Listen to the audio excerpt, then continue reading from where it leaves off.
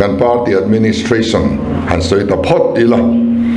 kan party chuan kalphung tharin party pokan kala min elo valupa council kan ne ni tuna kan constitutiona valupa council in zia dan he ZPM kan din tira a draft tu kan ni heng a valupa council he kan constitutiona alandanang hian thuron min petu tur advisory body ania zil kan ngai huna min zil tiu tur anni chuba ka chuan party in emo kallo sarkar huna sarkarin emo anne na thu kan thena piang an ngai tuanga an ne na theng ani to chuan an thutlu na su thu to ani to don a appeal na to don lovani an ne na kan thlen to china chuan chutiang chuan ya wangin party chunga mimal kan hui vai na mo a hu ho dewa kan hui vai na mo wat hen sek na tur an nilo ti kan riat angai ani party in thula ti chuan an ne na a thlen tur ani zo ti kha ria ilangin ti chuan an ni he kan sarkar hun po an chung kwa tene sarkar ham than eng ma nong lo tur chutiang tura in huam te ania an din mona hian kan mi zom tak tak te po som tai la an ding du kher lowang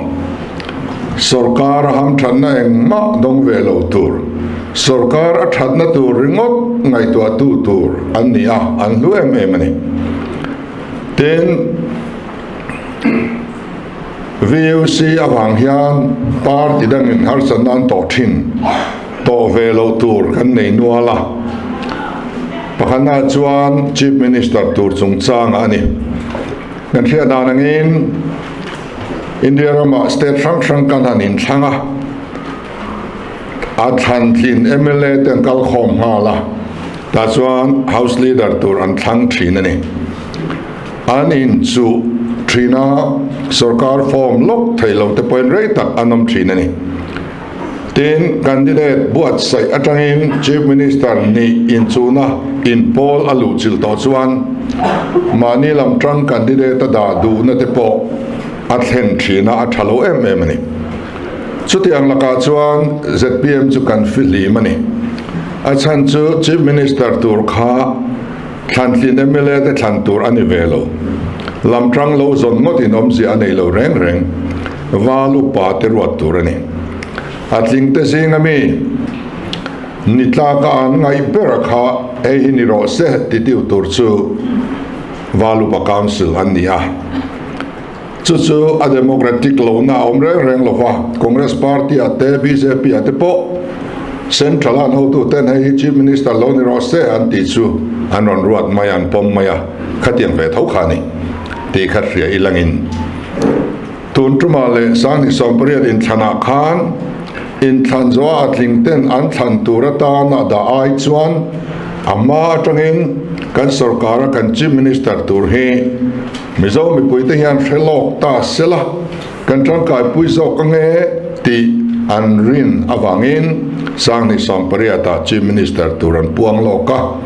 sang ni som ni pathum in thana chief minister tur po an puang lok dai to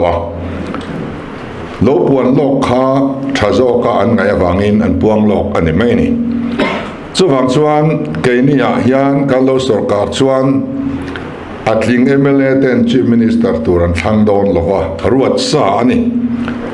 in chu buai le khatenga lam trang zon na ang chi party dang ina an buai thin na ang kha keinia chuan aum ve don lo ti kha han report ta ila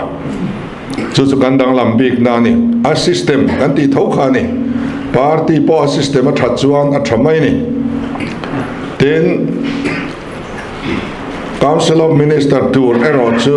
chief minister in valu pati ronin arwat thungdon ani aron tur ani chief minister khan tiswanen kan MLA te mo kan minister te mo ama chief minister ngai po valu pa mit atlung lo ani ro chuan valu pa ina chungchang an rel the ni lo chol te nang hi chu an ti the ni chu tianga ti ngai khopa mi anom to chuan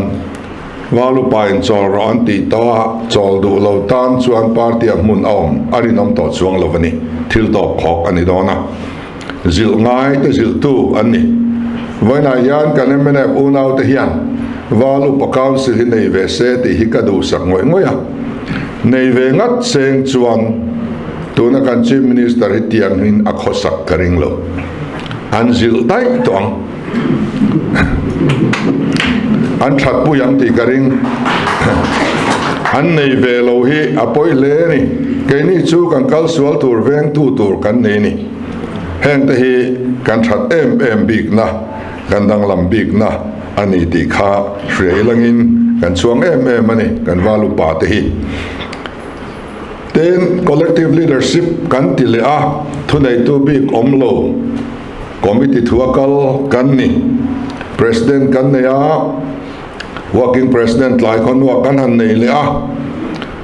working president nei chung chang a hian amo phur tu ber po kan ni a kan president in thakua office akal theilova ti chuan aron dam korlai khan ka han len chila iron kal thei to ngem ka tia kar le lam chu ankal chinila hanin te sila ati chau maya chu tiang khop chuan la chak lovani hei na nei stroke te lo nia stroke te chu thok le thut thei te po nia vice president zinga ani hian charge lo la ro se ti po ruam man na siam man hau lo poin yom le theya chunga chung kan buai pal hi along khopin ka ria ten ruam man lok thei po lo ni sela vice president zinga ani ro jing big in ti te po om thei ve sela ila chak mang bok si lova I thei lo thul apia nga soi chok ngai lova I chang dol tu tur big working president hi nei la ti chuanin engpo lo thleng sela kan pol in kan buai pha lovanga president Charles langal tur kan nei sel dona hei hi atrul via wina langta ti ka soi puya alorem ti khop maya ti chuan kan walu pa te ka soi pui le an lorem ti a tunge tha ang an ti a da chuan a hei pusa pa hi thako chung president Charles lo la to ania a Charles lak chung yan serchi by election le Aizawl municipal council in Than loting takin min pal tlang puya thako chung yan president Charles alo lak to na hian kan mit atlung khop maya ani hi a resource fula ain pek na sang boka ani hi ni se thang ti hi karo kal bok ani tiswan PSC akan thena PSC min pom puya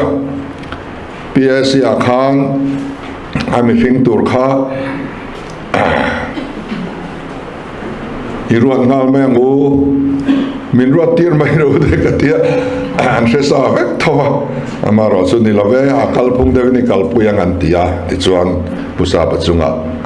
atlata a kan that pui ani working president hi pusa pa in pek zo ziate ni tin office au pa sumle pai tam tak asenga asum don na ai zon na wanglai ni ten na sa takin atuara chu president lo thei lo thul po a chang dol tur a meta kan nei hi trul kan tia arot tu kania kan neya afu hle kan ti ni a tha kan tia kan tang kai pui bok ani pol dang in po ron soi ro se an du lo zon nei ve lo mai sela ke ni party chung thil a congress kan ro na trul lo MNF kan ro na trul lo wa ron lei lo wa ngai dan ron soi ve fu hi chu in tla rung lo ma ma ni kan chung ko chung cha na no in ro fu hi angai lo ti hi reila chu tiang in leader te kan neya trul kan tia ti hianin leader kan nei ni maya